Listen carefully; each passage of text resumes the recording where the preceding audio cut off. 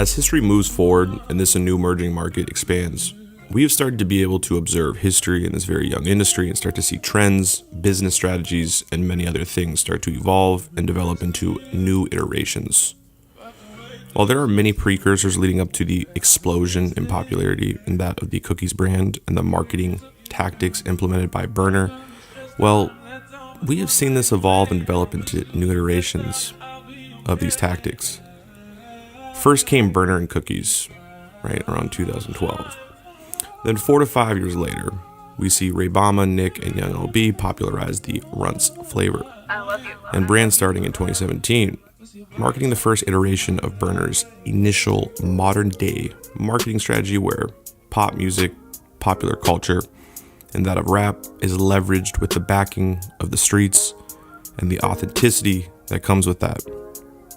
If you haven't seen the High Design episode I did on Berner and the cookies brand, or the High Design episode I did on Jokes Up and the Runs, I highly recommend you go and check those out to give you more of an idea, some more context and understanding of this video that you're currently watching.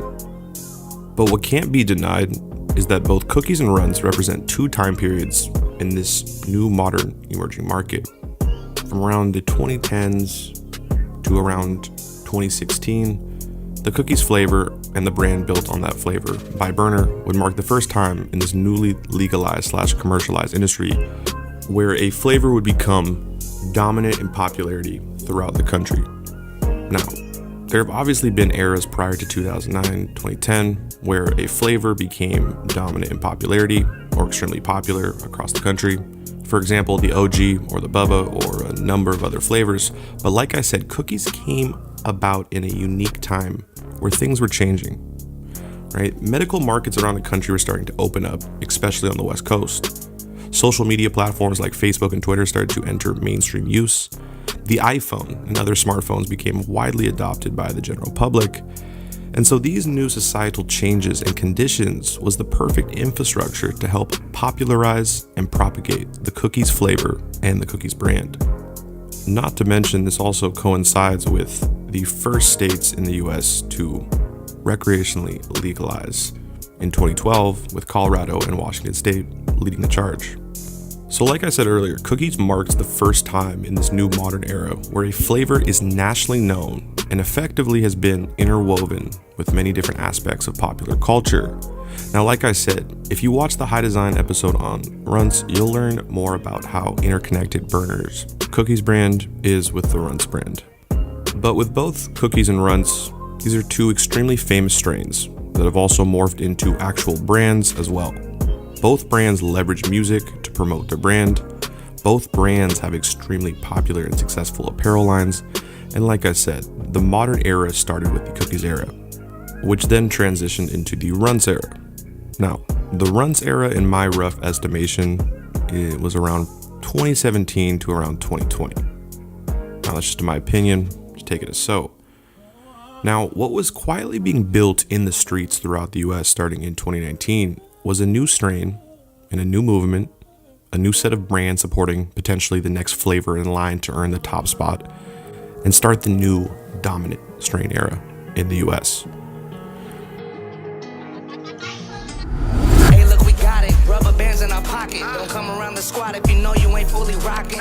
In and out of lanes, my backpack full of exotics. I really came a long way from flocking. How you road running, you broke, you suckers need an alignment. All about my paper, I understood the assignments of calamari and lobster. From growing up eating grimy, you ain't coming out, we coming, then just stop it. Stop it.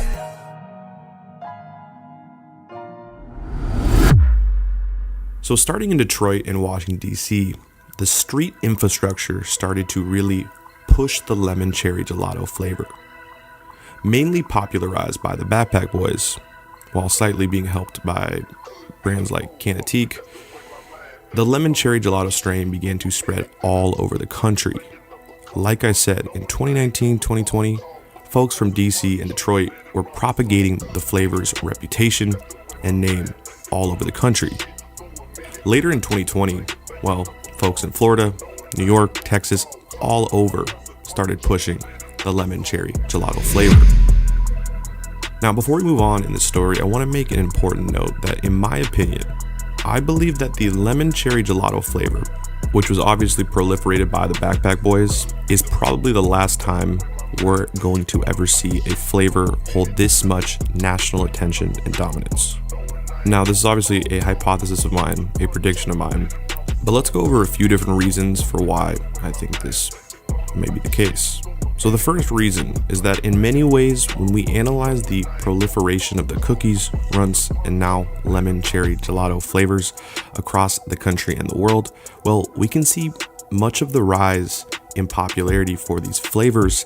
Well, it's rooted and bolstered by the traditional market, the streets.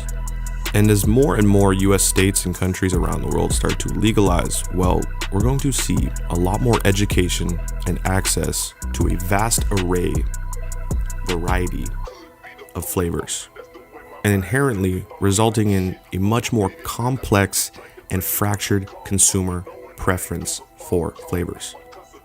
More options, more complexity, more fracturing, right?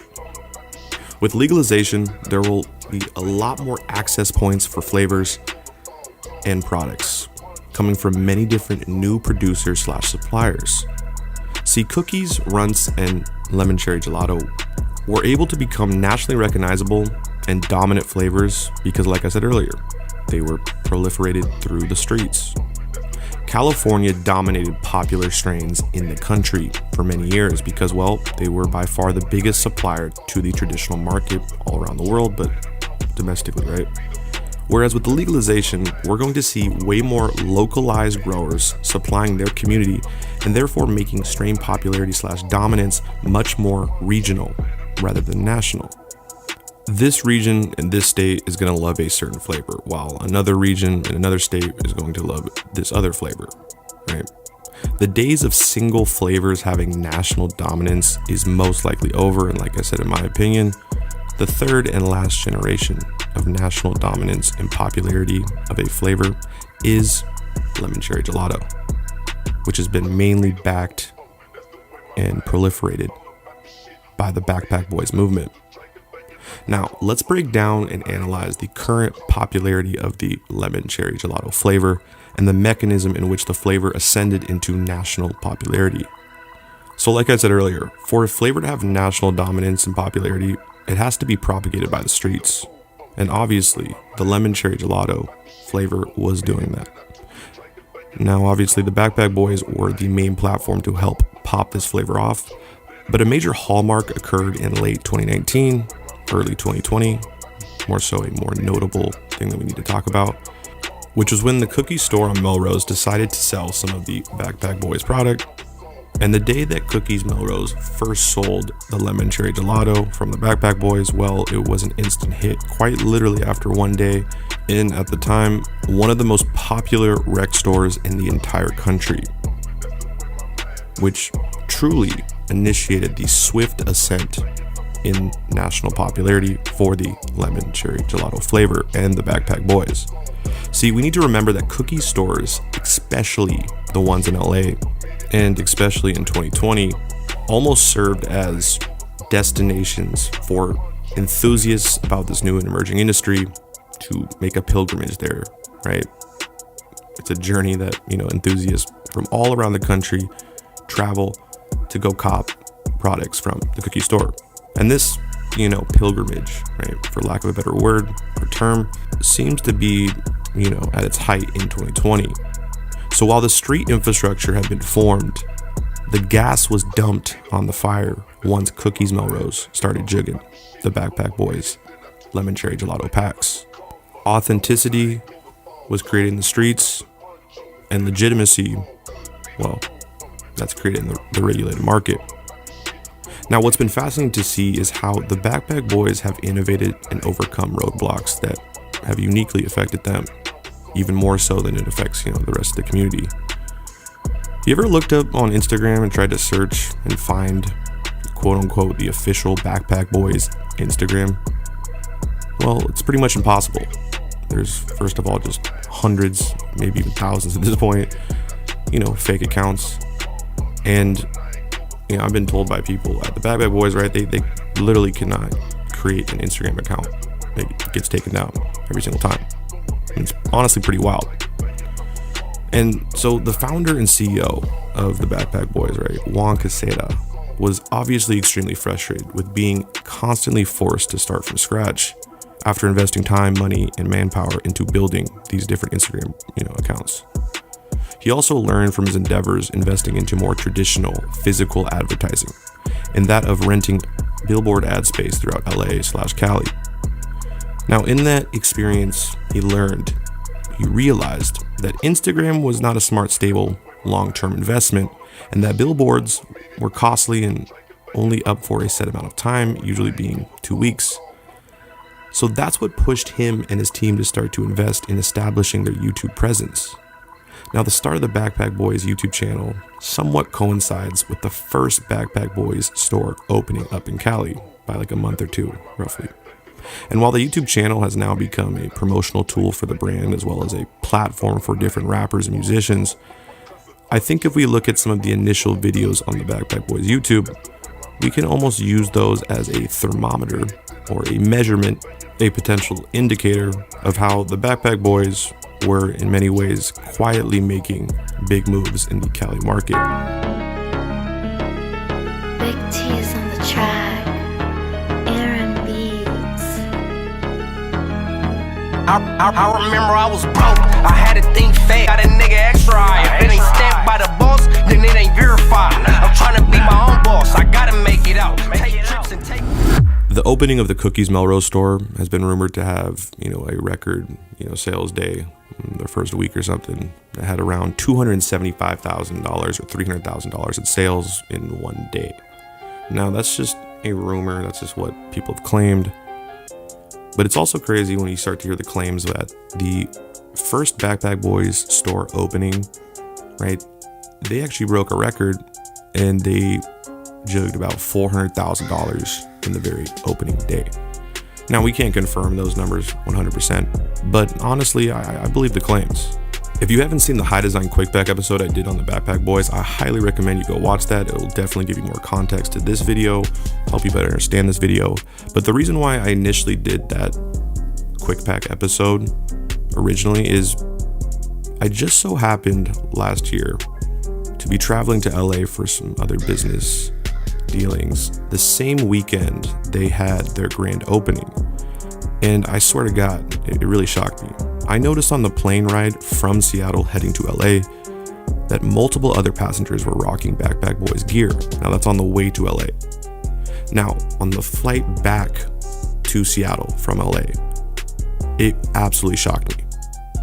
I swear to God, on the way back to Seattle on my plane, there was 3 to 4 separate groups totaling around 20 plus people, all rocking Backpack Boys apparel.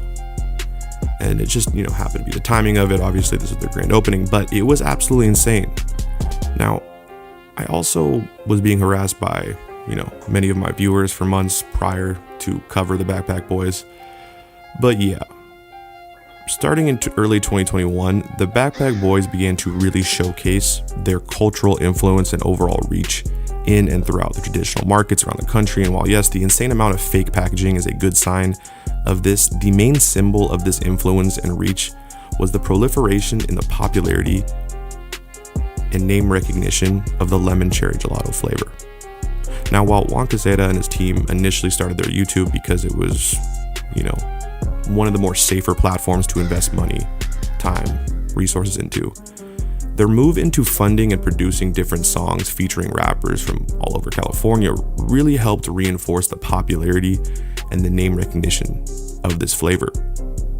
See, I don't really think that initially the Backpack Boys deliberately planned to implement a more modernized music marketing strategy, building off of what Burner and the Runs crew had done previously. But that's what organically happened. Like a nigga skipping stairs, I'm big stepping. I'm a backpack boy, double 100 racks stuffed up in my backpack boy. Ay, keep that chopper in my backpack boy. You ain't really on shit, you better back boy. Ay, all that lacking, we ain't into that. Ay, they send the smoke, we gon' send it back. You was speaking on my name, that's gon' get them back. I think once the Backpack Boys saw the power of music and the insane amount of eyeballs, reach, and exposure it could provide for this brand, they started to really focus on maximizing that music marketing strategy. Now, on this, I want to make a note, right? I think that the music marketing strategy has really mainly worked for Burner, the Runs crew, and now the Backpack Boys, because they are viewed by the public as plant entrepreneurs first, and rappers / musicians, music producers second. See, that's why we see many of these rappers or celebrities fail in this new emerging industry, because, well, they are first and foremost associated with another occupation, whether it be music or acting or something else.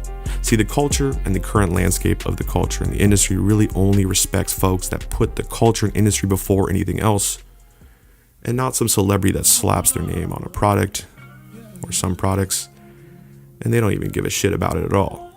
And they don't even know what the hell these products really are. It reeks of inauthenticity. Authenticity is an absolutely critical ingredient in the recipe to build a brand loyalty and therefore brand equity. And see, that's where the Backpack Boys have absolutely shined. Whether you like the music being produced by the Backpack Boys or not, it can't be denied that their music has resonated with the streets, in effect producing an abundance of authenticity. Now, personally, not gonna lie, I really like the different records that the Backpack Boys have been putting out. Seriously, it's super dope. But I'm sure there are people watching this that would disagree and don't like the music. But your opinion and my opinion have no weight in this matter. The fact is, the streets absolutely identify with the Backpack Boys brand. And like I said, for a flavor to become nationally dominant in popularity with so much name recognition, like Cookies, Runts, or Lemon Cherry Gelato, it has to be proliferated through the streets, or at least in this new modern era, which started in 2010. Now, obviously there can be a lot of opinionated subjectiveness in determining the popularity and dominance of a flavor nationally, but I think a decently good objective metric to observe is the amount of internet traffic and content generated by the public discussing the flavor. Whether it's analyzing the number of references to the flavor in different songs, or just by analyzing the number of YouTube videos talking about the flavor, which then we can cross-reference with the date the content was actually posted. So when searching on YouTube for a Runs flavor review, we can see a couple of videos created within the last year, but the vast majority of the videos discussing the Runs flavor are from 1, 2, even 3 years ago. When observing the YouTube search results for the Lemon Cherry Gelato, we see the majority of videos discussing the flavor being uploaded within the last year. Now, that obviously is not a 100% definitive indicator, but really, I think we can correlate the success of the Lemon Cherry Gelato flavor with the success of the Backpack Boys. And shit, I'm sorry, you cannot deny that, at least in 2021, well, that was the Backpack Boys' breakout year. At the same time, 2021 was also the breakout year for the Lemon Cherry Gelato flavor. Anyways, I know some of you watching may think my analysis and claim that we are in the Lemon Cherry Gelato era is wrong, but I really just want to pose the question and start the conversation on really, how do flavors become nationally and internationally popular? What is the mechanism behind the dominant hype flavors in this new modern emerging industry? What are your observations? See, personally, I've been fascinated just with the overall idea of how do you make a flavor nationally recognized, nationally beloved, and extremely famous. What is the components, what are the processes that go into that? Obviously, there's a lot of moving parts, a lot of variables, but I think it's been pretty fascinating to see this era where we saw the streets dictating a lot of the trends. And with the streets dictating those trends, we got this era where the Cookies, the Runts, and the Lemon Cherry Gelato, well, they became nationally dominant flavors. Like I said, I think this model first showcased by Burner and the Cookies flavor, utilizing the streets, music, and popular culture, as well as media, to generate a dominant flavor era, is most likely going to end with the Backpack Boys and the Lemon Cherry Gelato flavor. The expansion and access of a vast array of more localized flavors has and will continue to fracture any potential attempts or bids in creating a national hegemonic flavor, like what took hold with cookies, runts, and in my opinion, the lemon cherry gelato. But who knows? I may be completely wrong in my hypothesis. Really, only time will tell. Anyways, please let me know your thoughts down below in the comments. Do you think the era first started by Burner and cookies is over after the lemon cherry gelato era finishes? Or do you think another dominant flavor pushed by a group, a company, or a movement will appear in the future? Like I said, let me know down in the comments. Would love to hear your thoughts. Anyways, big shouts out to Burner, the Runs crew, and of course, big shouts out to Quesada and the entire Backpack Boys and 5 Points LA family. Anyways, if you like this video, please make sure to subscribe. If you are not, share this video, hit the like button, follow me on all the socials, join the Discord. The links are down below in the description. Anyways, this is LMC, signing out. We'll get back to the video in just a moment, but really quick, let me tell you about a brand that helped make this content possible. It's Flint's Mints. Flint's helps combat dry mouth, which, as we all know, can happen after enjoying a nice sesh. Flint's superpowers come from the all-natural remedy, the Spilanthes flower. The active ingredient causes your mouth to buzz like electricity first, and then makes your salivary glands go into overdrive. You can find all their products at flints.com. That's Flints with 2 T's. They come in a variety of flavors and range of strengths. The higher the strength, the more mouth-watering and tingly effect. Click the link below to try them all with a 15% discount. Thank you to Flint's Mints. Now, let's jump back into the content. Coming to England felt like a good idea at the time. The promises of easy money and status had made this journey seem like the obvious choice as a pathway out of poverty. The debt incurred from being trafficked into the country would be nothing compared to the riches that lay ahead. However, now it seemed the only way to pay back the Albanian gangsters who ran the smuggling rings would be to work in their underground pot farms. Anyone who lives in the UK would admit that the country's pot market is highly active with a variety of different flavors. But one flavor that is particularly common for reasons that we'll get into is Stardog, a strain that has been linked to the Albanian gangs who have been running the UK pot scene for a number of years now. Anyways, welcome to the Trap Trees series. Please make sure to hit the like button, share this, comment down below. But recently, police have been making a greater effort to end these illegal Albanian pot businesses.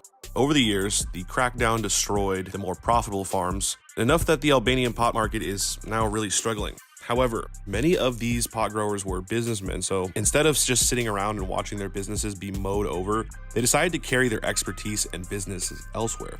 And as you might have guessed, that elsewhere was Britain. In just a couple of years, they set up a highly productive grows and were in charge of the British pot market in no time. However, they operated outdoor farms back in Albania. In the UK, they were more careful, keeping things indoors, smell-proofing stuff, a bunch of other, tricks, stealing the power, stuff like that. So all over England though, right now, especially in places like Manchester, Gloucester, Peterborough, and Leeds, there are empty houses and industrial buildings that have been dedicated to growing pot. And a good portion of that pot being grown in these abandoned buildings is Stardog. Some say Stardog got its name from the shining trichomes that cover it, mimicking the brightest star in the night sky, Sirius, also known by some cultures throughout history as the dog star. So Canis Major, the greater dog, has been documented by countless cultures throughout human history. The ancient Egyptians revered Sirius, associating with the goddess Isis and basing their calendar on the stars rising. They called it the Nile Star, or the Star of Isis. To the ancient Greeks, Sirius was a symbol of the hot, humid days at the end of summer, which were called the dog days, because they coincided with the star's appearance before sunrise. Homer, in his epic The Iliad, described it as a sign of the coming heat and associated it with the warrior Achilles. The Polynesians observed the star as it appeared on the horizon and used it to ensure their voyages were on the correct course. The star also holds significance in other cultures, such as the ancient Persians, who saw its rise as a harbinger of good fortune. Dogon people of West Africa, who have a complex cosmology centered around Sirius, which they believe was the home of their ancestral spirits. The The astronomical significance of Sirius is just as fascinating. As the brightest star, it has been a key object of study in the development of modern astrophysics. Throughout history, the dog star has been a beacon of wonder, helping guide humanity's understanding of the cosmos, both spiritually and scientifically. Now, while Albanian pot dealers are responsible for a lot of the star dog that is making its way around the UK, they did not create the flavor. See, the flavor was created by a man named JJ from Top Dog Seeds in the US. According to JJ, the way to identify star dog is by the smell. The smell is strong, gassy, kind of like a diesel and pine, and it hits you immediately when you open a bag. When he made star dog, he never intended for it to saturate the pot market in the way that it has, but that's what happens with genetics, right? If the genetic becomes popular, well, organizations are going to utilize that brand or that strain, whether or not they have it even, right? If you would like to learn more about the history of the star dog strain, we will be releasing a video on that through our genetics show called Retro Tech. Stay tuned on that. So what was it about star dog that shot it into the spotlight? Well, with pot flavors, it's difficult to say exactly what will click with a market, but a major reason Albanian producers decided to start growing pot in their various UK locations is because in addition to being a good strain, it has a high yield. Now, these two characteristics make star dog a financially viable flavor for organized crime groups, so it makes sense that producers would start making a lot of it, especially the black market producers. And as was mentioned earlier, some of these Albanian cultivators are guys who left their country because law enforcement was bulldozing their pot businesses at home. They needed a country that was a bit more conducive to their operation and decided on the UK. They already knew how to run successful pot businesses, including which strains to focus on. Now that said, a significant portion of these producers are just people who escaped their country because of the financial hardships at home. Coming to the UK to run pot grows was their only way out of poverty. Now, in contrast to the people making a bulk of the money at the top of the organization, these people inadvertently find themselves forced to grow pot. They escape Albania in search of greener pastures. However, they do it illegally, paying or owing human traffickers like the Golden Lion, an Albanian gangster who runs the smuggling route from Dunkirk, thousands of pounds to move them into the UK. Now, apparently, they are promised that the UK government would provide them with food, blankets, and everything else that they need, even putting them up in hotels till they are able to get on their feet. However, they soon find out that they have been deceived. Now, unfortunately, because many of these escapees could not afford the thousands of pounds to pay their way through, well, they don't just find themselves shelterless and hungry upon entering the UK. They also find themselves steeped in debt, and this is where the drug lords come in. They recruit these people to work in their indoor pot farms with promises of quick and easy money. And while this might not have been part of their plan with these immigrants that left their home country, they were now in too much debt to resist this kind of offer. So some of the people being smuggled do it voluntarily, but many are there without consent. And this is a common tactic employed by criminal organizations around the world. If you haven't seen the video, by the way, that I did on the Chinese Mafia and the Bubba strains, I highly recommend you go check that out. This is a very, very, very similar video. It's very, very parallel. But human trafficking for the purpose of forced labor in the illegal drug trade is a form of modern day slavery. It usually goes something like this. Individuals, often vulnerable due to economic hardship, displacement, or coercion, are trafficked and then exploited to cultivate, manufacture, or distribute drugs. Traffickers use violence, threats, and other forms of coercion to control their victims who are made to work in hazardous conditions without proper protection or fair compensation. Debt bondage is a common method of control in these situations. Victims are told they owe a debt which they must work off, but the terms of the debt are often undefined or are structured in a way that makes it impossible to repay, thus perpetuating a cycle of endless servitude. Victims are often kept isolated, and their movements are restricted to prevent them from seeking help or escaping. The psychological and physical impact on those who are trapped in such conditions is profound, leading to long-term trauma and health issues. Sometimes, though, these organizations will uphold their side of the deal too, but kind of too far and few in between. So whether consensual or not, though, human trafficking from Albania and a number of other countries to the UK is a big business, with people like the Golden Lion reportedly making up to $1 million per week. Now, those who have either chosen or had to resort to pot growing after they found themselves increasingly in hot water as the UK authorities have been cracking down on Albanian pot operations in general, But back in 2022, the Ministry of Justice reported that the amount of money spent on hiring Albanian translators to communicate legal proceedings to suspected criminals had more than doubled in just 5 years, which is a pretty indication of how many people flooded in from Albania. Now, the implication here is that the number of Albanian pot growers who have been caught in the UK has increased significantly in the last 5 years, which suggests that there has been a huge spike in the number of Albanians that have been smuggled into the country. According to official reports, more than 32,000 people were illegally smuggled into Britain in small boats via the English Channel in 2021 alone. And of that number, about 60% were Albanians. However, the actual drug lords, most likely the ones that moved their established operations from Albania to the UK, are not the ones who have found themselves in police custody. They try as much as possible to operate a hands-off business. They employ these immigrants who are looking to survive or pay back their debt, and put them in a house that is furnished with a kitchen, toilet, and PlayStation, and only communicate with that employee via calls with SIM cards that are changed regularly. The employees that have to be in the house around the clock for as long as it takes a batch to grow, only leaving to get food or other necessities. And all they have to do is water the plants, adjust the temperature when weather gets too hot or too cold, and wait to receive a call from the boss at about the time that the crop yields. The bosses usually know when to call because plants like Stardog take between 55 and 60 days to grow. That said, it has to be mentioned that the employees are treated as well as possible and paid well too. But it looks like the only reason for this is to keep the employees loyal in case they get caught. And as a result, while the number of these workers that have been caught increases, the Albanian-operated pot businesses in the UK has continued to expand as well because the bosses themselves have evaded capture. Now, these pot growers are in the business not because they love it, but because they want money and want it quickly. So it makes complete sense that they would latch onto the pot strain, which has that high yielding and potency. However, it's not enough that a strain has a high yield. There also has to be a customer base for that strain to be successful. And luckily for the growers, they didn't need to do much to promote it. The strain already had an exotic reputation in the UK before the Albanian growers started selling it.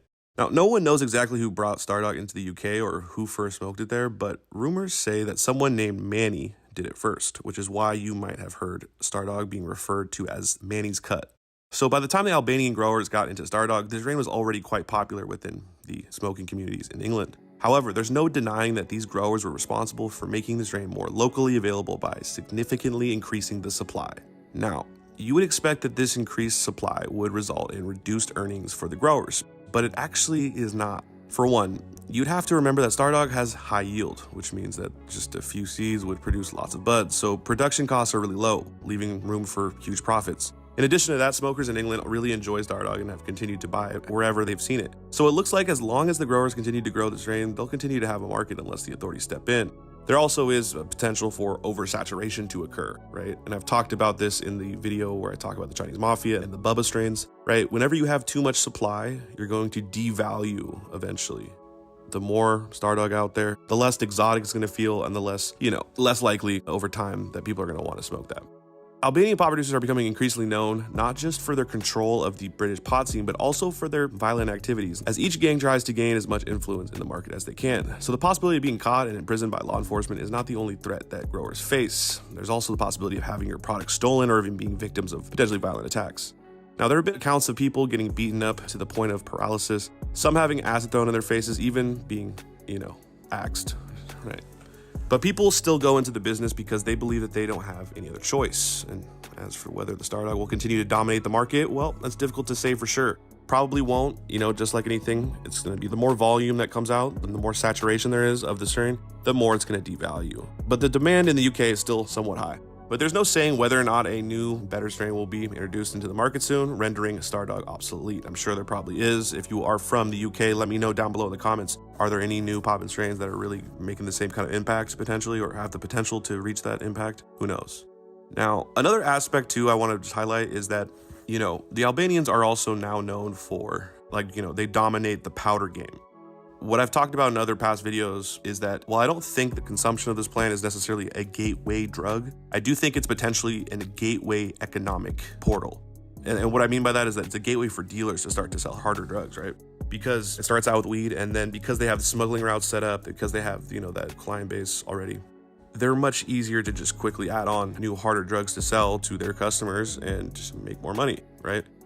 Anyway, there's definitely a lot of parallelisms there when it comes to like I said, the video that I did a year plus ago about me talking about my experience in Seattle with the Platinum Bubba packs, the Asian packs, whatever you want to call it. But really interesting stuff. So in addition though, law enforcement agencies, right, they might be successful enough in their raids to completely wipe out all the mother plants or sources of the Stardog strain. But for now, those Stardogs continue to reign supreme among the smokers in Britain. And so do the Albanian pot gangs. So, in conclusion, a combination of potency, novelty, availability, and people involved all play a role in the popularity of strain. Price is also another component as well at the wholesale level. Now, the Albanians' hold on the UK pop market, combined with the highly sought-after flavor profile and powerful effects of this strain, have cemented Stardog at the top of the UK pop market. But how long can this last? As we've seen repeated over and over again in other markets, it's only a matter of time before these factors push another strain into the favor of consumers. What strain do you think is up next in the UK? Please, and especially I would love to hear from anybody that's living in the UK from the UK. Let me know. Now, if you're interested in learning more about the history of Stardog and other iconic strains, check out our show, Retro Tech. We will also be releasing an episode on JJ and the Stardog soon, so let us know what you think in the comments down below. So yeah, the Albanians have been going off for sure, but the Albanians really aren't just another group in this long succession of just different mafia groups pretty much utilizing this plant as a way to make a lot of money. And they leverage, obviously, human trafficking, people trying to get into certain countries, and they blow up the, genetic, right? The one that's popular in that area. They figure that out. They then over mass produce it, and then they just pretty much take over the market. But it's always, so like I said, if you guys haven't seen the video that I did, it's called How the Chinese Mafia Destroyed the Bubba Strains. Go watch it. It's very similar. The parallelisms here are uncanny. It's like literally the exact same thing pretty much. So highly recommend you guys go watch that if you guys can. Also, definitely go check me out on all the other social medias. Make sure you guys go follow me. Thank you guys again for your support. I can't tell you guys how appreciative I am for that. It really means the world to me. But anyways, guys, I really appreciate y'all. Big shouts out to, the UK. Big shouts out to Albania. Yeah, talk real soon. Anyways, guys, this is LMC signing out. So one of my all-time favorite flavors is pre-98 Bubba. And honestly, I hadn't really heard the name pre-98 until about 4 or 5 years ago when one of my best friends put me onto it. But we'll come back to that point a little later. But see, since I was 14, I've been heavily involved / fascinated with this amazing plant. For around 10 years, give or take, I was involved in the distribution of this plant, working in and around the old Washington medical markets throughout my high school years. I was lucky that during my high school years, I was able to participate in the last few years of the original Wild West medical markets that ceased to exist nowadays. But Washington state would legalize recreationally in 2012 alongside Colorado, and we were the first states to open our legal rec industry that we still have today. But that 3-year buffer period between 2012 and 2015 is what I like to call a gray market in limbo, with very little legal consequences. And this was in many ways the last Wild West hurrah of the highly unregulated OG medical markets. And then Governor Jay Inslee would destroy those medical markets sometime in 2015 or 2016. But during the last couple years of my high school, I had a medical card, and that allowed me to legally purchase, sell, transport the plant to other medical card holders. I could sell to stores, buy from growers. And in those last couple of years of high school, a friend and I would utilize Craigslist to advertise our delivery service, supplying any quote-unquote medical patients. But as you could probably guess, the last few years of this medical market was absolutely a free-for-all for the most part. The state hadn't opened up any rec stores, and so there was no tax money to be collected, and therefore, literally zero enforcement. Craigslist was at the time a massive marketplace for medical patients to connect with one another and possibly make quote-unquote donations in return for plants. I not only utilized Craigslist to advertise my delivery service, but also to connect with new growers and met dozens and dozens of them through those means. During this time, I met growers from all walks of life, but some of my favorite growers / people to work with happened to be Chinese. The prices were always competitive, the bag appeal of the flower was always, for the most part, on point, and the smell was decent. But the one thing that always stuck with me was that the Chinese folks that I would work with would always have only one strain for sale. and that was known initially as the Bubba, and a little later on would be, morph into the name Platinum Bubba OG, or a variation of those three words in different order. Now, I always loved working with my Chinese folks because business was always legit. As long as you were good to them, they were good to you. The two Chinese growers that I worked with for almost 6 years were great people. While their English was very minimal and my Chinese was definitely non-existent, we still communicated decently well. Over those 6 years, me and my friends would end up purchasing thousands of units from them. As time would go on, I started to realize that the two Chinese growers I was working with happened to be under the broad banner of the Triad or the Chinese Mafia. And I had absolutely no problem with that at the time, and for the most part, I still don't really have a problem with that. But as years have gone by, and I started to get curious about the Chinese Mafia and their overall involvement with the illicit market in the US and their massive effect on the public reputation of the Bubba strain, or the Platinum Bubba OG, or whatever you want to call it, looking back on all the times I would consume that orange-haired Bubba I would get from my Chinese folks, I realized that, how should I put this? Well, we were probably smoking bud that definitely wasn't grown organically at all. Probably had all types of bad shit in it, but hey, it wasn't the big reason why me and so many others have come to view the Bubba or the Platinum in somewhat of a negative light from a public perception standpoint. No, the simple fact is that the entire United States for the last however many years, probably dating back to the early 2000s and ramping up in the 2010s, in and throughout the US, have been absolutely flooded with this specific Platinum Bubba. I'm sure many of you watching right now know exactly what I'm talking about. And we all know that flooding markets with one type of strain or one type of really anything does a lot of harm to the perception of that flavor or whatever it may be. Supply and demand doesn't only affect prices, but also perceptions and the value of that brand or the strain, the strand.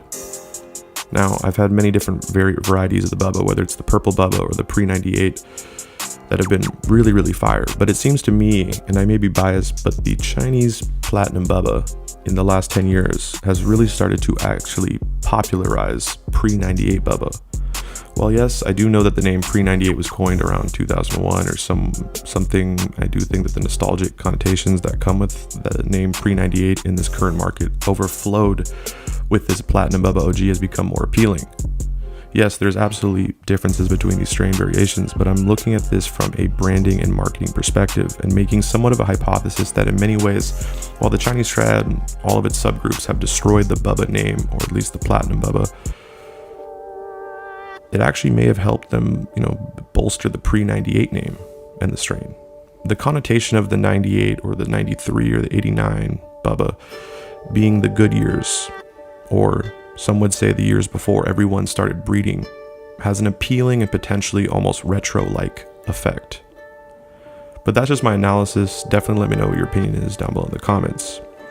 But now, let's jump into a little bit of history of the Chinese Mafia or the Triads coming to the US and their relationship with Bubba, and why we've seen a steady increase in the number of illicit Chinese grows in the US, which is going up year after year in numbers. So we first need to look at the history of the Chinese Triad to understand what's happening today. So when we talk about the Triads today, it's a term utilized as an overarching name that is a collection of hundreds of different Triad groups. The Triad's origins date back anywhere to the 19th century and was a collection of fraternal organizations. Now, the Triads have an interesting relationship with their home country of China and the different governments that were in charge. In 1949, when the communists led by Mao Zedong took power, many of the Triad groups fled in fear that they would be arrested by the new communist regime, given Mao Zedong cracking down on what he called quote-unquote black societies, or otherwise known as secret societies. A large reason being the Triad were very powerful in the country, and many of the Triad groups had aligned themselves with Chinese nationalists, which had lost the war against the communists, right? And which were now people bunkered down on the island of Taiwan. Many of the Triad groups would join them in Taiwan, and the nationalist government would actually utilize the Triad to crack down on any dissent from opponents of the nationalist government. The Triad would actually help them maintain the 4 decades of martial law in Taiwan during the 20th century. But there are many instances in just the last 150 years where governments worked hand in hand with criminal organizations. I mean, literally the US during World War II and throughout the century worked directly with the mafia. Now, I make that point because that will be a little bit more important a little later on in this video. But let's fast forward to the 1990s, where China was going through an incredible economic boom. And during this time, many of the Chinese triad groups would start to change their allegiance to the communist government of China, given the massive economic incentives that were now being put in play. Now, while Chinese triad groups had already been in America starting in the 1960s, in San Francisco and other areas, it wasn't until the 1990s where the Chinese Communist government began to develop a tolerance for triad groups given their potential usefulness domestically, but more importantly, abroad internationally. Like many international crime organizations, the triad makes money in a bunch of different ways, but a significant way that increased heavily in the 1990s was human smuggling. Similar to what coyotes are in Mexico, the Chinese triads known as snakeheads mastered the art of human trafficking or smuggling. Even though China in the 1990s was experiencing a massive economic boom, many Chinese people wanted to get to America where they could still be making more money, and so these snakehead smugglers would charge them large amounts of money to smuggle them. And in many cases, the person who was being smuggled wouldn't have the money to pay them, so they would have to work in America or wherever they were smuggled to for however long it took them to pay back their debt. So these smuggled Chinese people are great tools for the triad to use as labor for, I don't know, maybe growing? Yeah, see, this has been going on for decades now, where the foreign criminal organization, let's say a prominent triad group, purchases, I don't know, let's say 100 suburban houses in Northern California, and then they have the people they smuggled into the US pay off their debt by operating these grow houses. And that scenario isn't just a hypothetical example. I literally took that scenario from a news report that came out about 5 years ago. Police raided 100 suburban houses in Northern California and discovered massive multi-million-dollar illegal grow operations. And since the late 80s, early 90s, the number of illegal grow ops funded by Chinese nationals and different triad groups has continued to increase. Now, Chinese triads aren't the only groups setting up illegal grows domestically inside the US. As of recent, we started to see a lot more cases where cartels have now come up north and set up their grows inside the US. But it seems that the Chinese triads have been doing this for decades at this point. In a lot of ways, the Chinese Communist Party has encouraged certain aspects of Chinese triad activity. When it comes to smuggling harder substances into the US and Europe, it seems like the Chinese government is okay with that, as long as they don't do any of that kind of stuff domestically inside of China. But when it comes to illegal grows and the triad, it's plain and simple just a great way for them to make a lot of money. And when you really look at the issue of foreign criminal organizations operating in the US, it's hard for me not to look at how we have incentivized, these organizations with making substances, let alone a plant, illegal. Whenever a government makes a commodity illegal, well, that's a great way to attract organized crime groups. Illegal markets means prices that are inflated. Incentive for criminal elements to get involved goes up. And we have to spend taxpayer money on enforcement. But anyways, let's get to the last major question we need to address in this video. And that is, why do these illegal Chinese growers seem to only grow this one strain? Well, I think the main reason is that it's an easy, high-yielding strain to grow, and that they know it very well. Now, there's a lot of controversy and arguments about the origins of the OG and the Bubba strains, and while many people believe that Matt Bubba created the strain, and I think Josh as well, we're just going to leave it at that for now. I have content discussing the strain history of Bubba coming in the very near future, so wait for that. But I think we can say that the triad groups operating illegal grows in the US have the primary goal of making money, and the Platinum Bubba OG is a strain that helps them do that. If you think you have the answers to any of these questions, or you want to correct me or make a comment, definitely leave it down below. I would love to hear your opinion. And do you think that the Chinese triad have tarnished the public's perception of Bubba, and maybe in turn has bolstered the perception of Pre-98? Anyways, this is LMC, signing out.